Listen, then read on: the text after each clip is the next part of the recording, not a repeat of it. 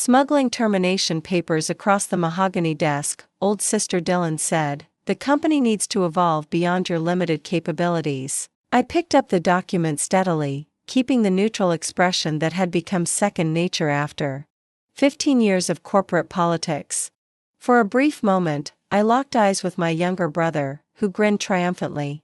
In stark contrast to the elegantly framed family portraits behind him, which are artifacts of a purported legacy of loyalty, I am Vanessa King, and at the age of 44, I had dedicated a third of my life to creating and overseeing the proprietary software system that drove Kingline Ventures, our family's Pittsburgh-based logistics and inventory company. I wasn't just the IT lead, I had written the entire system from the ground up. I asked Dylan, tapping the termination papers against the table to align their edges, "Is this really how you want to start your tenure as managing director?" After writing countless lines of code to create a framework that managed real-time shipments, automated billing, and tracked vendors across 3 continents, Dylan leaned back in our father's chair. Dylan had only been in the big office for a week when he made these drastic changes. "The board agrees we need fresh perspectives," he said, adjusting his silk tie, "but unlike our father, whose decisions were tempered with experience and consideration, Dylan has always acted on impulse and ego." The chair, which had been reupholstered twice, still conveyed the impression of our father's commanding presence. "They have authorized bringing in Vortex Solutions to overhaul our digital while you've kept us tied to your homemade system. Their team will modernize everything, including machine learning, cloud integration, and the works I've been advocating for years." I nearly laughed when he said handmade, as if I'd been knitting scarves rather than creating an integrated logistics framework that had saved the company millions of dollars and outperformed every commercial option, but I never corrected him. The assumption that my work would speak for itself was perhaps my biggest error over the years. "You have 2 weeks of severance," Dylan continued. "Human Resources has already processed everything, and your credentials will remain active until tomorrow at the latest to tie up any loose ends." As I got up from my chair, I saw my brother. Dylan had never bothered to understand what I actually did for Kingline Ventures, and soon that ignorance would become painfully evident as our father faced the difficulties of growing up as the kings of Pittsburgh. He was already ignoring me. As he moved on, looking past me at his computer screen. While Dylan thrived at sports and charming adults at business dinners, I gravitated toward computers and mathematics, and my father recognized my analytical mind. We lived in a sprawling Victorian and shady side of a world of private schools and country club memberships. Edward King transformed Kingline Ventures from a 2-truck operation into a regional powerhouse that coordinated logistics for manufacturers across the Rust Belt. "The world will run on information more than steel one day," he told me, displaying a rare appreciation for someone who had built his fortune on physical infrastructure. He bought me my first computer when I was 12 years old, and by the time I was 16, I was developing simple inventory tracking programs. When I earned my degree in computer science, he didn't hesitate to bring me into the family business. "You'll help us stay ahead." My first significant contribution to that curve occurred when our current logistics software, an expensive third-party solution, failed during a significant client onboarding. After 3 restless nights of work, I created a temporary solution that not only saved the client relationship but also outperformed the original system, which is when my father gave me the go-ahead to create a comprehensive over the next 10 years. I did exactly that by adding specialized modules, custom-designed APIs, and lightning-fast routing algorithms that accommodated our expanding business. The proprietary system became our competitive edge, enabling us to undercut competitors while maintaining higher profit margins. He said, "Build something just for us."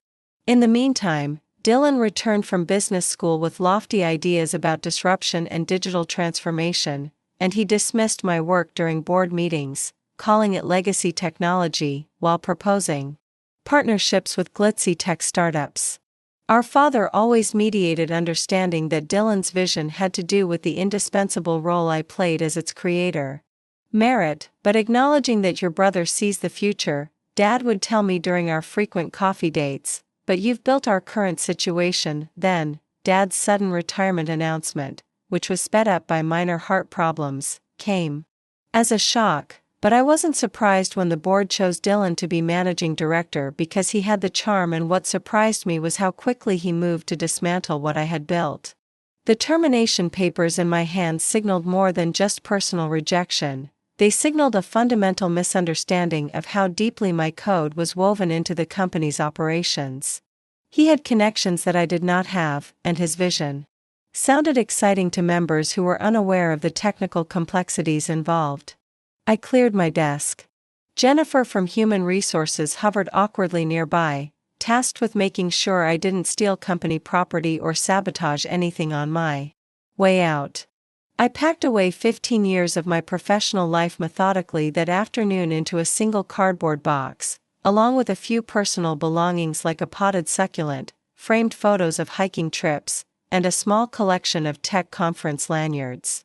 She had only been with the company for 6 months and was obviously uncomfortable evicting someone who had worked in this office longer than most of the staff. "I'm really sorry about this, Vanessa," she said quietly. "Everyone in it is shocked it's business," to which I replied that it wasn't, but rather that it was personal and the result of a sibling rivalry that had finally been resolved. I took a final look at my computer screen, which was open with the dashboard for the Kingline Integrated System, or KISS, as the team called it. The interface was surprisingly straightforward, displaying the real-time status of hundreds of shipments, color-coded warehouse inventory levels, and up-to-date financial projections. However, what was hidden was the intricacy of the custom architecture I had created and maintained. As I read through Jennifer's offboarding checklist, I grinned a little because it's in the system. I had 24 hours before my credentials were revoked, and I had that time to decide what to do with the knowledge in my head that wasn't recorded anywhere else. Protocol says I need to ask for your master password override. Now, this wasn't totally accurate. Although there was basic documentation, the deeper architecture, workarounds, shortcuts, and contingency protocols were only in my head and in private notes that weren't included in the official documentation, not out of malice or concerns about losing my job, but rather because complex systems change. As I made my way to the elevator with my little box of belongings, I strolled past the glass-walled conference room where Dylan was meeting with representatives from Vortex Solutions. Through the glass, I could see him making enthusiastic gestures, while a group of consultants nodded along with their elegant presentation on the wall screen. One slide in particular caught my attention without effort. I nearly halted the migration from legacy systems to inform them that there was nothing smooth about integrating with KS and that the system was purposefully built with security layers that needed to be navigated by specific knowledge. I also nearly cautioned them about the cascading dependencies that, if changed improperly, could cause catastrophic failures. As the elevator doors closed, I noticed that I felt lighter than I had in years. I hadn't installed back doors or booby traps into the system because I'd always been too professional for that. I didn't need to sabotage anything because the system, with all its complexity and customization, would do that for me if handled improperly. 3 days went by in an odd way. Without the stress of system maintenance and the incessant ping of crisis emails, I found myself in a strange state of peace. I slept beyond 6 a.m., something I hadn't done since college. On the third morning following my termination, I took a leisurely stroll along the Monongahela River and actually sat down for breakfast rather than consuming a large cup of coffee on the way to the office. When my personal phone vibrated while I was enjoying coffee on my balcony, Caitlin Joe's name appeared on the screen. Vanessa, the head of client services at Kingline and one of the few coworkers I thought of as a friend, spoke with a distinct tone of panic. "Are you watching the West Bridge presentation that Dylan is doing live on the company feed for everyone?" She broke off, and I heard a commotion in the background. "Oh no, this is happening again." I used the credentials that hadn't been deactivated.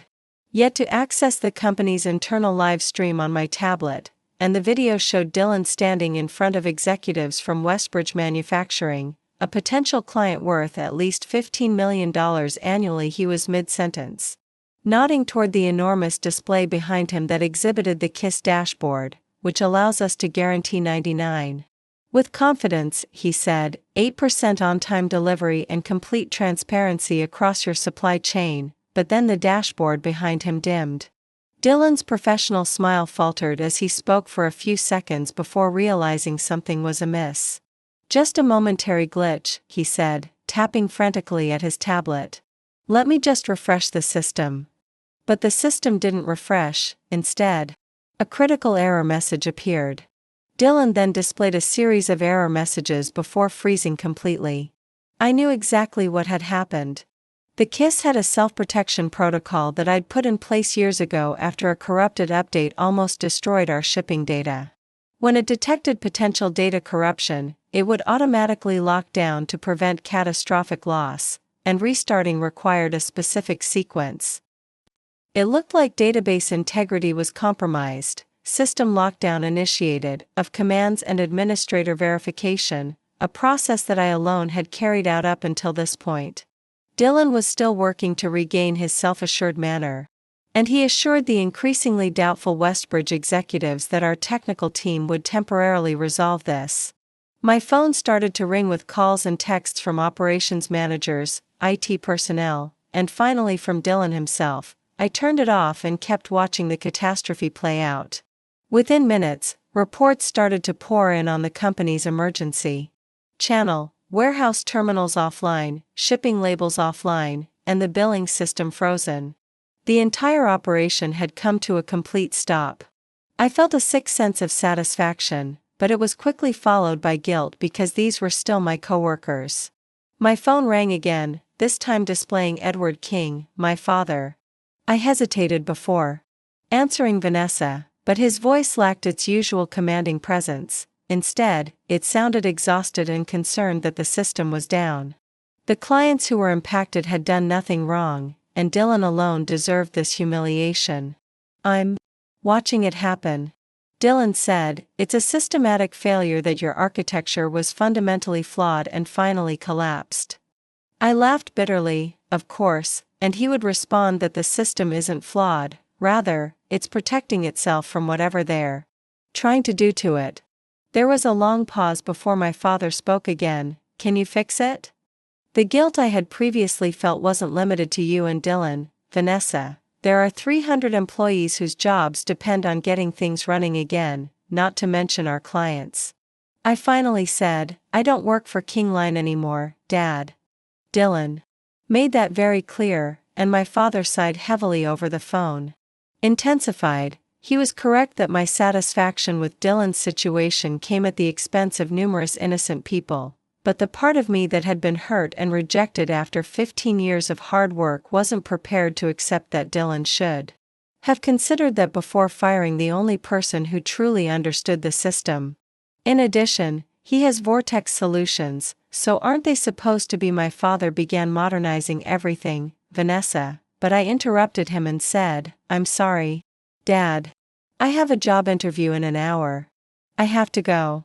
This wasn't totally a lie, though, because I had an interview that morning with Caravel Logistics, a mid-sized competitor that had contacted me nearly immediately after word of my departure from Kingline circulated throughout the industry, and their CTO had been attempting to recruit me for the situation was getting worse. Regional managers were reporting that trucks were idle, drivers were waiting for instructions, and warehouses were unable to process incoming or outgoing shipments. Conservative estimates put the cost of the outage at $50,000 per hour, and as I was getting ready for the interview, I couldn't help but check the Kingline emergency channel once more. The CTO, Lawrence Bennett, didn't hide his excitement at the prospect of having me build something for them. He explained as he walked me out that we've been stuck in vendor solutions for too long and that having someone in-house who could create something tailored to our needs would be extremely beneficial. Their technical team also asked insightful questions about system architecture and demonstrated genuine interest in my approach to logistics software. He gave me a folder and said, "This is our offer, it's aggressive. We want you to know how serious we are. Take a few days to think about it." I smiled and said, revolutionary, someone like me, you mean? Back in my car, I opened the folder and almost gasped when I saw that the compensation package was nearly double what I'd been making at Kingline, with substantial equity, and the title of my phone was still exploding with messages from Kingline. And I took a moment to look through them. Dylan was requesting that I answer his calls, the IT team was pleading for access codes, and even board members were contacting me directly. The final message caught my attention from the Chief Technology Officer, which was everything I deserved but had never received at the family business.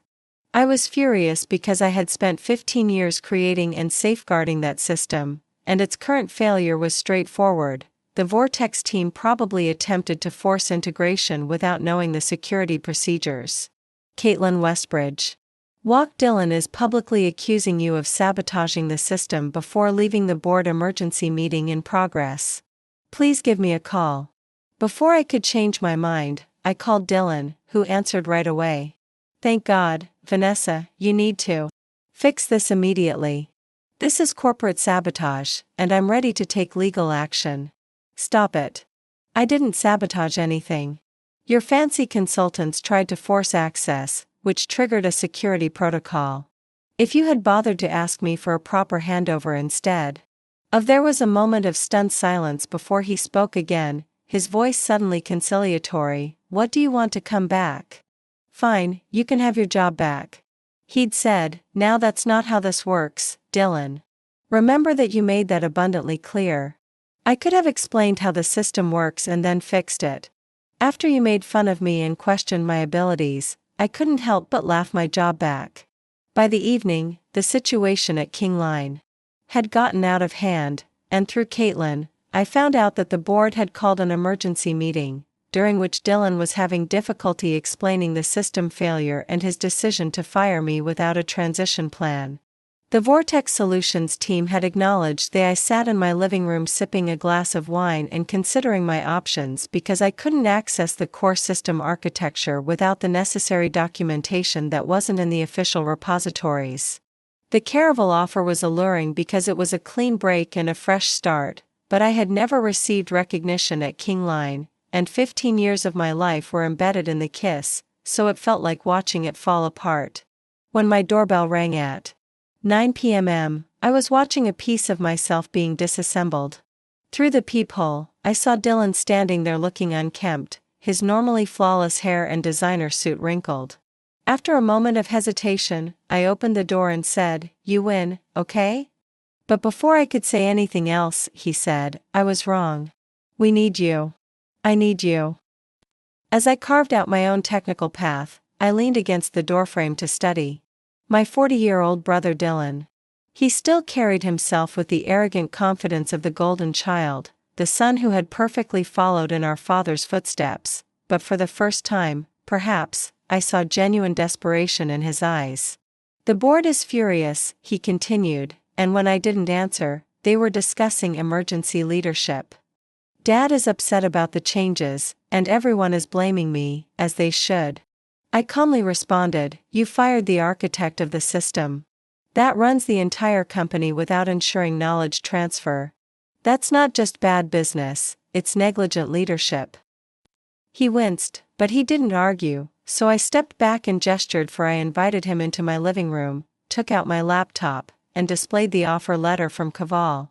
Caval wants me to build them exactly what I built for Kingline, so I turned the screen in his direction and said, "This is what they think I'm worth." Dylan's eyes widened when he saw the compensation package. "This is ridiculous, they're just attempting to steal our technology through you." "What are you saying?" "I want a board seat in the title of Chief Technology Officer, equal compensation to yours, and total autonomy over the technical division." I met his gaze steadily. "Dylan, they're recognizing my value, something Kingline never did." I closed the laptop. I don't want my role to reflect what I actually contribute anymore. There was a tense silence in the room as my brother processed the situation. I could almost see the calculations behind his eyes weighing his options. He laughed incredulously, saying, "You can't be serious." The board would never enjoy hearing my interruption, so I interrupted. I'm sure the shareholders will understand when the stock plummets. Pride in the current situation and his long-term prospects in the event that Kingline experienced a protracted outage. The board meets again tomorrow morning, he finally stated. I'll present your terms, but I can't guarantee they'll accept everything. That's fine, I said, but I won't step foot in the office or touch a line of code until they do. I poured myself another glass of wine after Dylan left, and as I stepped out onto my balcony, the Pittsburgh skyline glittered against the night sky, and for the first time in years, I felt completely in control of my destiny. Whether I accepted Caravel's offer or returned to Kingline on my terms, one thing was for sure, I would never when I arrived at Kinglane's headquarters the following morning, wearing a fitted power suit that I had bought but hardly ever worn. The receptionist's eyes widened, and whispers followed. Word of my return had obviously spread, and the boardroom fell silent as I walked in, with 12 pairs of eyes following me. As an invited technical advisor, I sat down at the table in a proper leather chair between my father and Josephine Winters instead of my usual chair against the wall.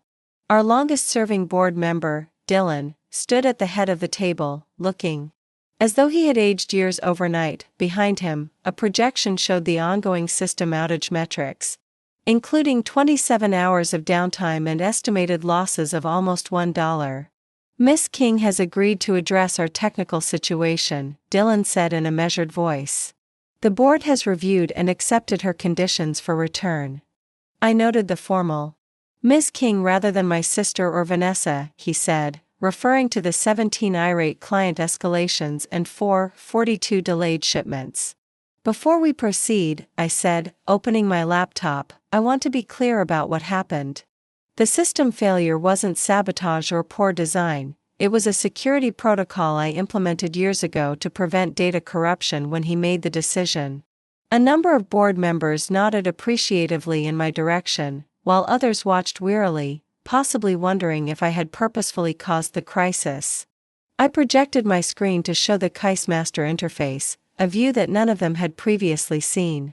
Behind the slick user dashboard was a complex matrix of system health indicators, security protocols, and override mechanisms. Unauthorized access attempts set it off, and the system did exactly what it was designed to do: protect itself. A proprietary system that has been customized and optimized over 15 years can't simply be replaced by an off-the-shelf solution or rushed migration, I argued, highlighting the underlying core of King's competitive edge. The board members abruptly leaned forward, seeing the worth of what I had accomplished. Dylan even appeared to finally realize what my limited abilities had produced. Restoring Kingline systems took less than an hour, but I made sure to walk the IT team through every step to ensure knowledge transfer that should have occurred years ago. As systems came back online across the company, the relief was evident, and the board unanimously approved my return, along with my new title, compensation, and board seat. The following week brought a flurry of changes, including my office moving to the executive floor next to Dylan's IT department and warehouse managers reporting that operations had resumed and drivers finally receiving their routing instructions. The financial damage was significant but manageable, and it was a painful lesson in technical debt and proper succession planning. Under my direct direction, the department was restructured with the goal of properly documenting the system and training several team members on its architecture. Most gratifyingly, the contract with Vortex Solutions was renegotiated from a complete replacement to a cooperative enhancement project that worked with my team rather than displacing us. Dylan kept a professional distance from our interactions. Restricted to essential business conversations, the sibling relationship remained strained, but I discovered that, particularly in a corporate setting, respect was more valuable than familial warmth. The biggest shift, though, came from my father at our first weekly coffee meeting since my return, when he finally recognized what he had been missing for years. I always assumed Dylan would take the lead. I was wrong not to see that sooner. But I realized it was no longer necessary because the crisis had proven my worth beyond doubt to the board, our employees, and, most importantly, myself. King acknowledged that he reminded me of myself, but the truth is that you are the one who has truly innovated and built something from nothing. My new business cards arrived. As the dust settled and things resumed as usual, I thought about how sweet success tasted. That Friday, Vanessa King, the Chief Technology Officer board member, was looking at them, and I felt a deep sense of satisfaction that had nothing to do with getting even and everything to do with finally getting the recognition I'd earned. When it comes to maintaining your position instead of discrediting others, I hadn't had to destroy everything. I had just to wait for the space I've left to disclose its actual size.